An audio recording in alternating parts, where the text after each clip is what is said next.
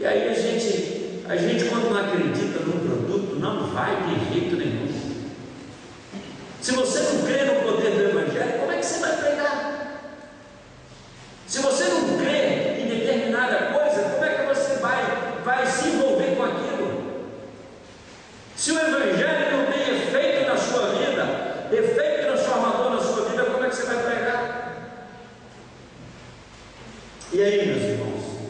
Porque o efeito do Evangelho é um efeito poderoso que vai trabalhando a nossa vida cada dia.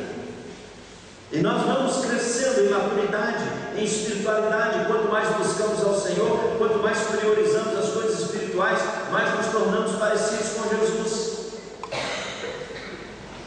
E nós somos a luz.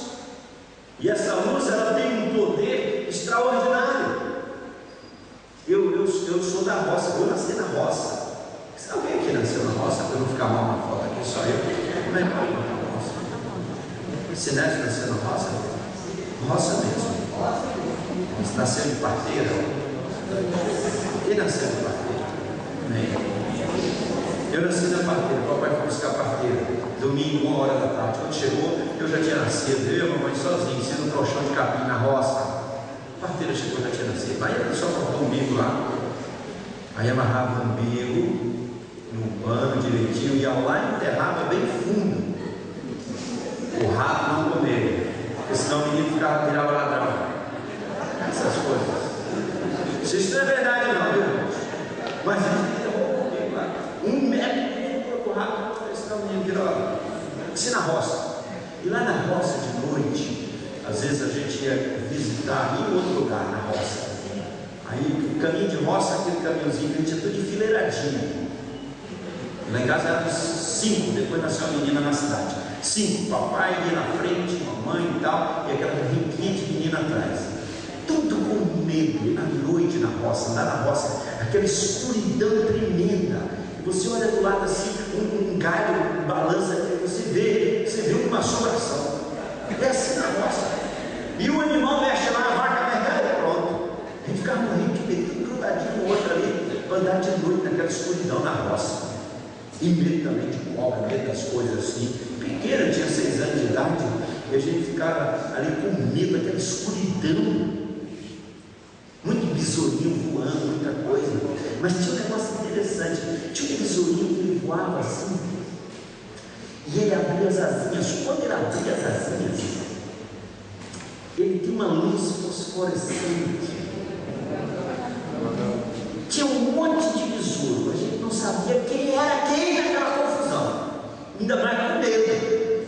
Mas quando aquele bichinho levantava assim, passava naquela escuridão tremenda, trevas profunda, que ele abria as asinhas, que a luz aparecia. Ele desse tamanho, mas ele era notado, porque tinha luz naquele pequeno vagalhão ali. Pode ter trevas como for, quando um crente abre a boca e fala em nome de Jesus, ali tem luz. Há impacto. Pode ser como for, se apagar todas as luzes aqui, vai ficar super escuro. Se riscar um palito e força aquela luzinha, já faz, já movimentou o negócio.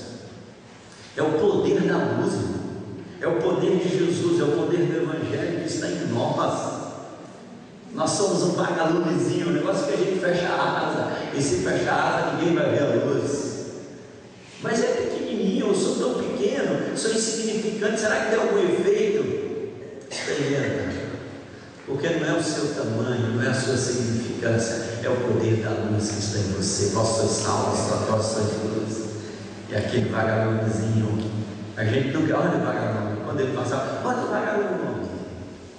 A gente sabia que ali tinha um bichinho, um besourinho, que tem luz. E as trevas não conseguiam conter a luzinha do vagalume, porque a luz prevalece. As trevas nunca prevalecerão contra a luz que é Jesus Cristo. Cresci na roça, depois fui para a cidade, aí fui aprendendo as coisas. Mamãe falava meu pai para a cidade, porque a gente não podia crescer na roça puxando cobra para os pés, né? Só na enxada. Aí fui para a rua, para a cidade, mas na cidade meu pai perdeu tudo. sabia trabalhar na cidade, o homem do facão, do machado, da foice, da enxada, perdeu tudo. Teve que trabalhar, arrumar um emprego para ganhar nem salário mínimo e criar 6 filhos. Não foi fácil. Muitas lutas. Aí ele começou a beber. Imagina a confusão que era lá em casa, meu pai bêbado, botando a culpa na minha mãe, dizendo: a gente está nessa situação por sua causa, porque se a gente tivesse continuado na roça, a gente não estava passando por isso. Eu já vi a minha mãe pedir para morrer. Um dia, a minha mãe ajoelhou do lado do fogão de lenha que tinha lá em casa.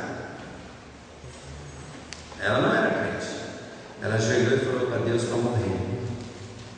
Ela não aguentava mais de tanto sofrer. Ter um marido bêbado em casa é uma loucura. Não sei se alguém aqui já teve. Misericórdia.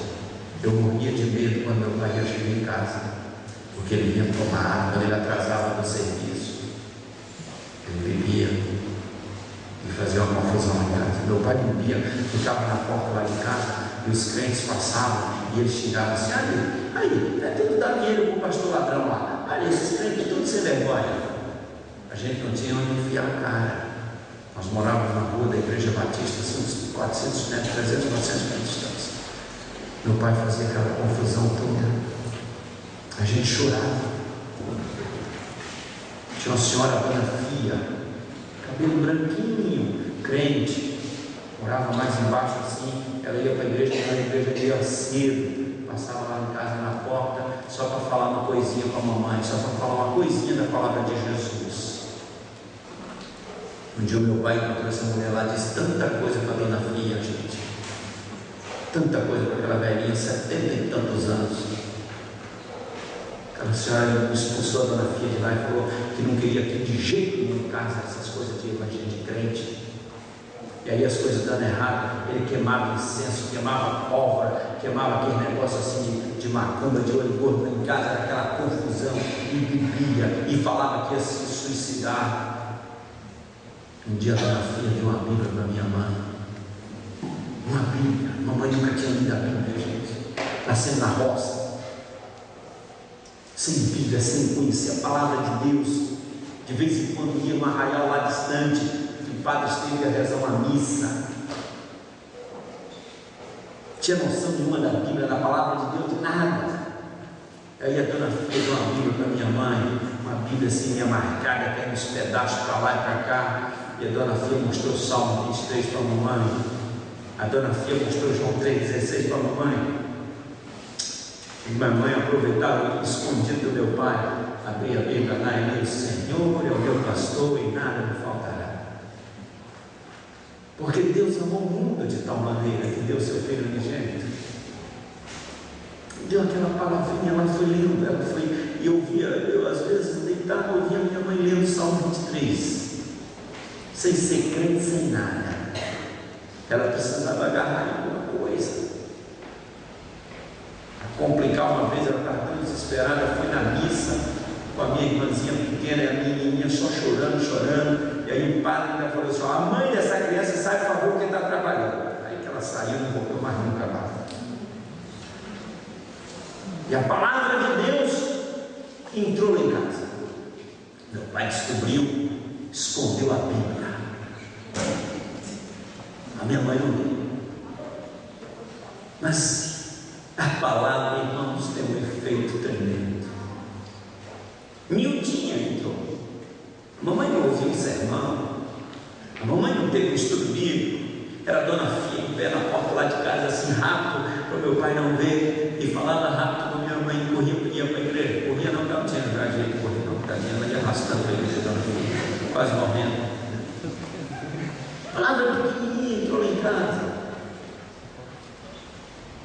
Aí Jesus começou a fazer uma obra no coração da minha mãe.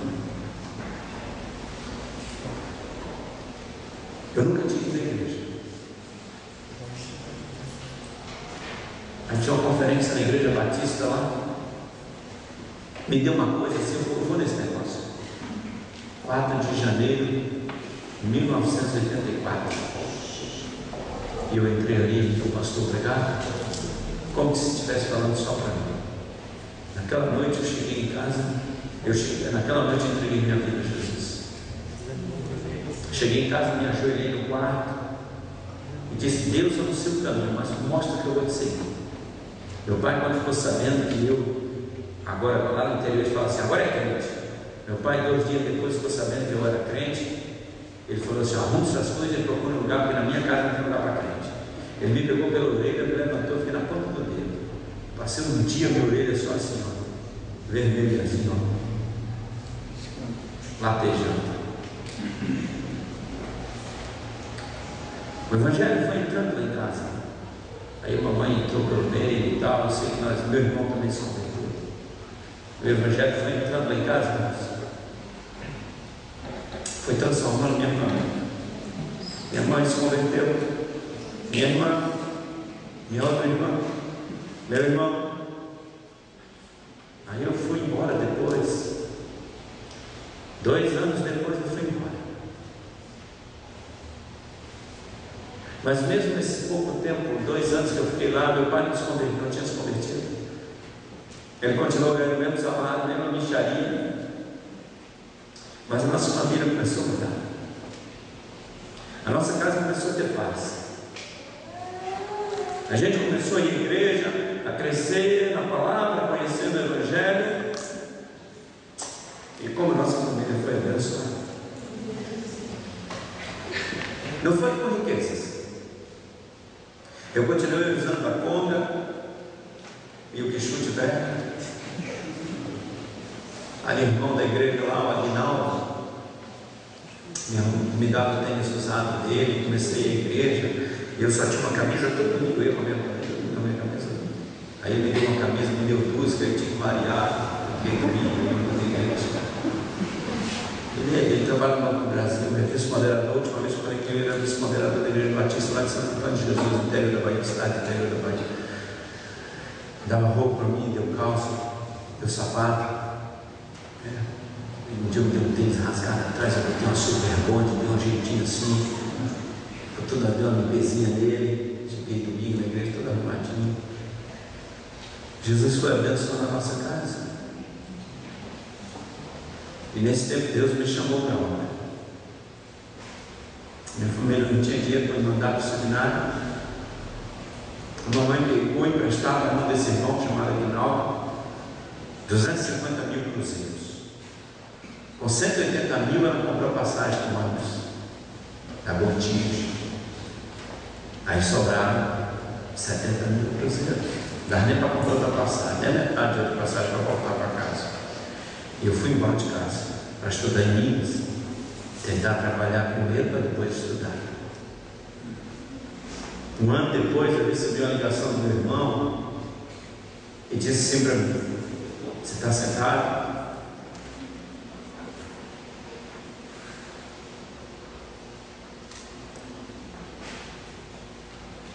Papai vai se batizar. Meu pai se converteu.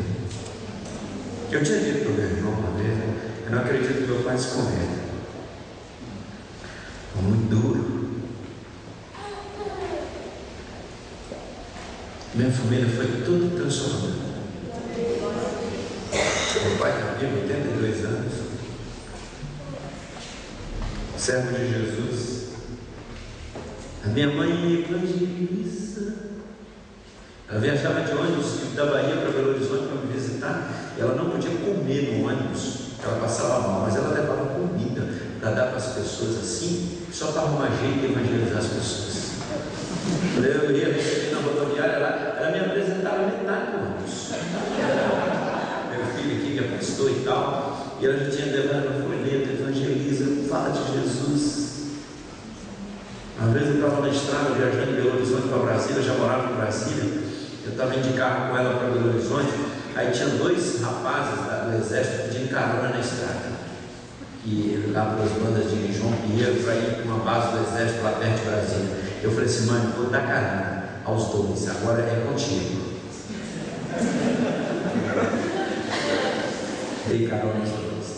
Um era desviado da Assembleia de Deus. Mas minha mãe falou, foram 2 horas de estrada.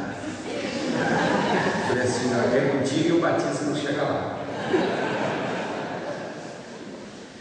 Irmãos, uma palavrinha entrou lá em casa. Eu estou pregando aqui nessa noite que o Evangelho é o poder de Deus.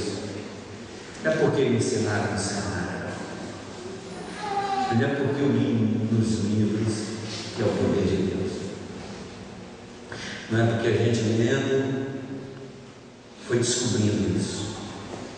Eu descobri que o Evangelho é o poder de Deus lá em casa, na minha casa, na minha família, no meu pai, na minha mãe, lá na minha casa. Pode dizer o que for de Jesus, pode dizer o que for do Evangelho, para mim é o melhor, vai ser sempre o melhor, porque eu experimentei isso lá em casa. Nós vivemos isso, nós vivemos, experimentamos o efeito transformador dessa mensagem que ninguém poderia fazer nada por nós. Libertar o meu pai, o homem que fumava e acendia um toco de cigarro no outro, ia assim direto uma tosse, bebendo, uma vida horrível. E Deus muda aquela família, aquele lar, aquela casa, e as coisas vão tomando outro rumo. E Jesus vai fazendo uma obra tão linda na nossa família. Servimos a Jesus. Fico feliz, eu tenho um outro irmão mais velho do que eu, tenho 3, eles são 6. Outro dia eu liguei para meu irmão, aí a esposa falou: ele não está aqui hoje, porque hoje ele foi pregar em uma das congregações da igreja. À noite ele vai, prega nas congregações da igreja. É um evangelista. Que coisa linda. Eu estou pregando que o Evangelho é o poder de Deus, porque eu experimentei. E você também experimentou. Entrou de uma forma tão simples na boca da dona Fia.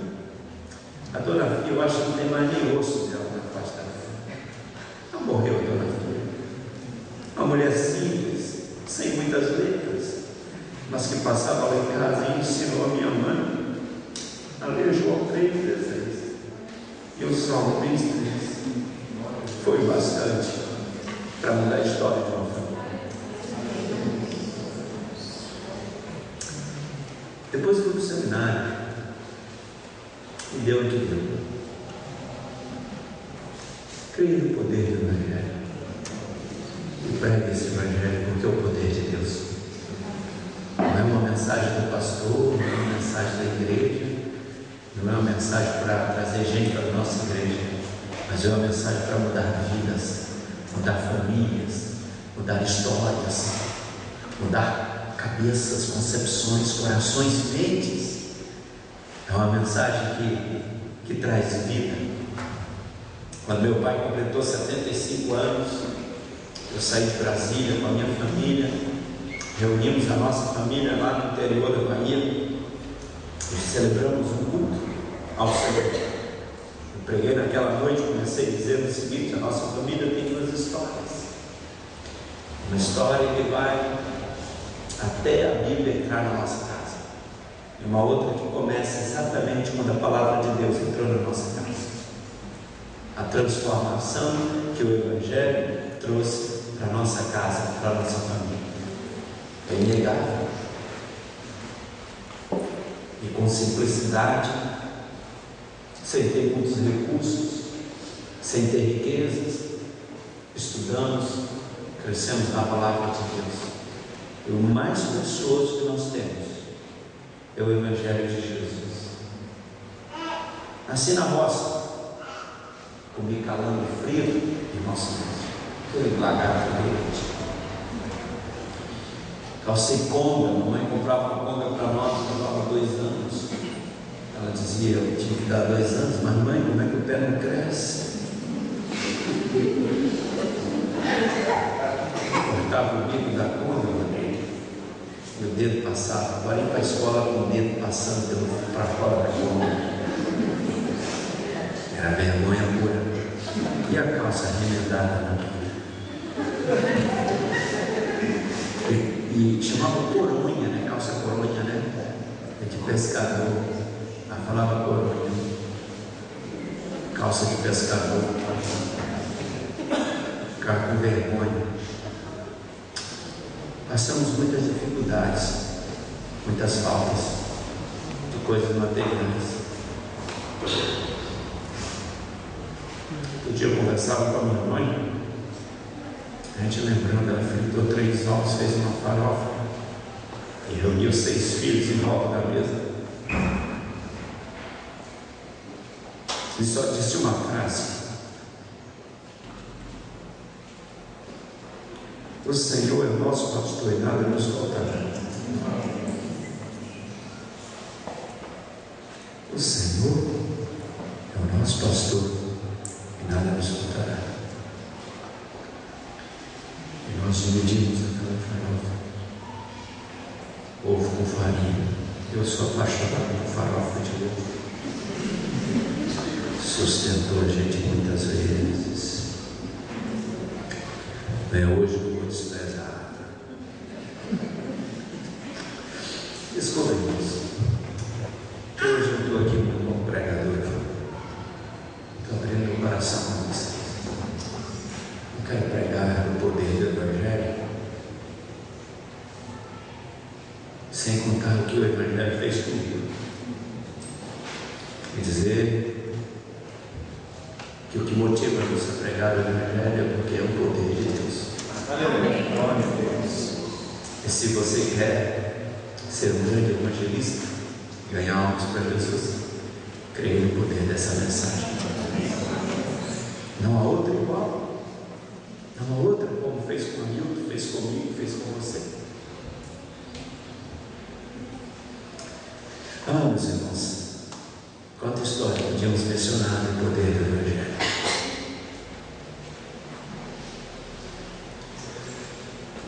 Aí na vida, Deus reservou algumas coisas para mim.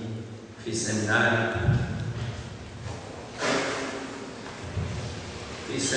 E passei no concurso da Caixa Federal, fui trabalhar na Caixa. Depois fui para Brasília, me tornei executivo da Caixa, viajei para esse Brasília, ocupei um cargo importante, fiquei em muitos lugares bons. Estive com muita gente importante, mas não quer dizer nada. Pastoreava uma igreja, e aí Jesus chega num ponto e diz: agora vamos para missões, deixa tudo e vamos começar tudo de novo. Jesus, está brincando comigo?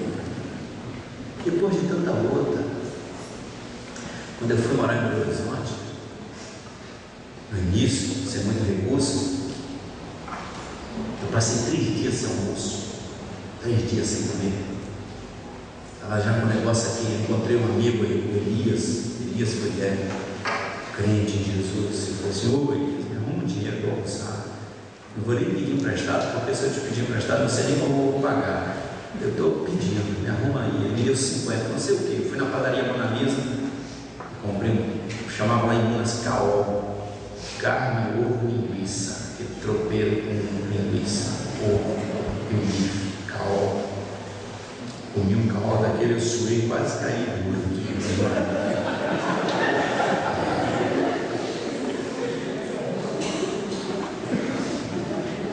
Caol, não tinha grana, dava só para o carro, daí eu não tinha dinheiro para comprar um refri, eu pedi um copo d'água à mulher. A mulher pegou um copão assim, foi na torneira e encheu, comi um copão de água. Passei muitas lutas na vida, irmãos.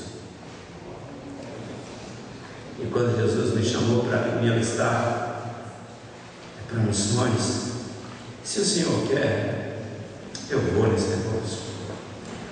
Como o Senhor quiser. Eu não tenho minha vida por preciosa. Na verdade, mas eu perdi a minha vida há muito tempo. Eu já morri há muito tempo. Eu perdi minha vida. Fala para vocês aqui, alguém que já morreu há muito tempo. Eu só tenho 2 motivos para viver: cuidar da minha família e evangelizar o Brasil. Só isso me motiva a viver hoje. Eu não tenho nenhum plano, nenhum projeto na vida para amanhã. Nenhum. Acabaram meus planos. Meu plano é para servir ao meu Salvador. Eu amo Ele, é o melhor. A mensagem dele é a melhor. Se não fosse Ele, eu não sei o que teria sido da minha família. Meu irmão, eu quero olhar nos seus olhos e te dizer: Jesus é o melhor. O Evangelho é o melhor. Não fique com vergonha dele, não. Não tenha vergonha de abrir a boca e compartilhar Jesus. Pastor, mas eu não sei testemunhar, não sei pregar. Não tem problema, não. Abra a Bíblia e lê com a pessoa. Abra a Bíblia e lê com a pessoa. Abra em João, pega qualquer texto de João, marca algum já, para você ficar treinadinho na leitura, lê assim bem compassadamente para a pessoa entender. E você lê a Bíblia para a pessoa, é o bastante. O Evangelho é o poder de Deus. Amém. Viva dignamente. Dignamente. Viva uma vida digna do Evangelho, do Cristo Jesus que você serve. Não seja um crente com a vida emporcalhada.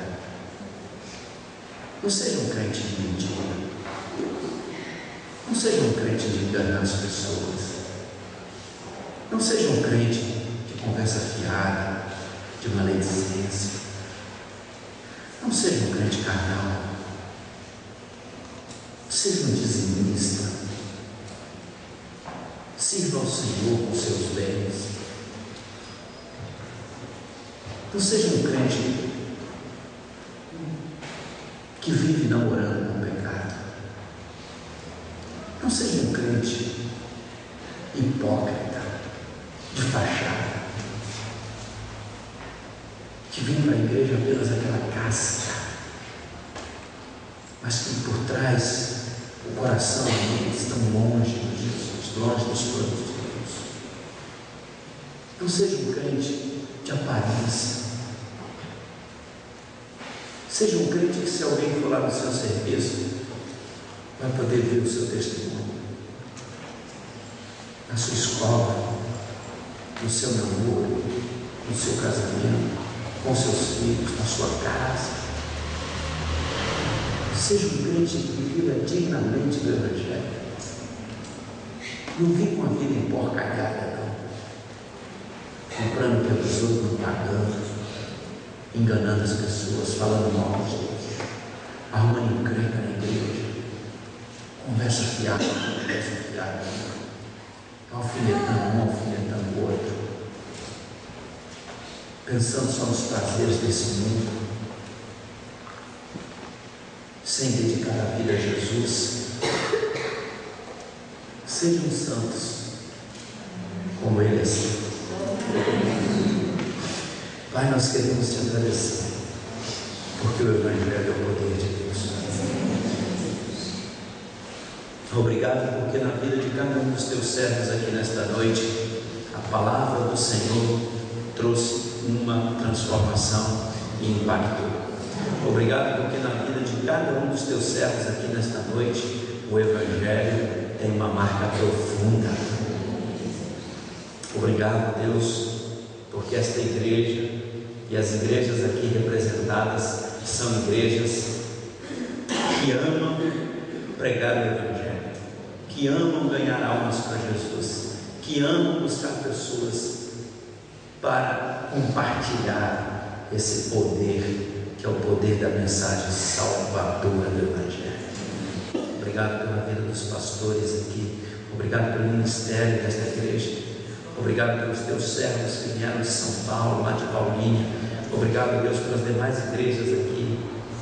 Ó Deus, dá-nos a tua visão de compaixão para com os que estão perdidos nas trevas. Quero te pedir também, ó Deus, que haja em nós um avivamento para a evangelização, um avivamento missionário. Ó Deus, que esse poder do Evangelho não fique retido em nós, mas que seja compartilhado para com todos que estão perecendo nas trevas. Consagramos e dedicamos as nossas vidas ao Senhor em nome de Jesus. Amém. Eu ainda quero orar mais por você. Só mais uma oração. Feche seus olhinhos aí, querido. E pensa numa pessoa que você gostaria muito que ela fosse salva. Pensa em alguém, lembra de alguém da sua família, amigo, conhecido. Pronto. Agora fala para Deus: Senhor, tem misericórdia de fulano. Pai, tem compaixão que esta pessoa, fala o nome dela, possa se converter ao Senhor. Que teu Espírito Santo, visite e impacte a vida dessa pessoa. Ó Deus, que o teu Evangelho seja levado por alguém a essa pessoa. E se o Senhor quiser, usa a minha vida para levar este Evangelho. Pai, o nome de várias pessoas foram mencionadas diante do Senhor. E nós rogamos que o Senhor tenha misericórdia de cada uma dessas pessoas.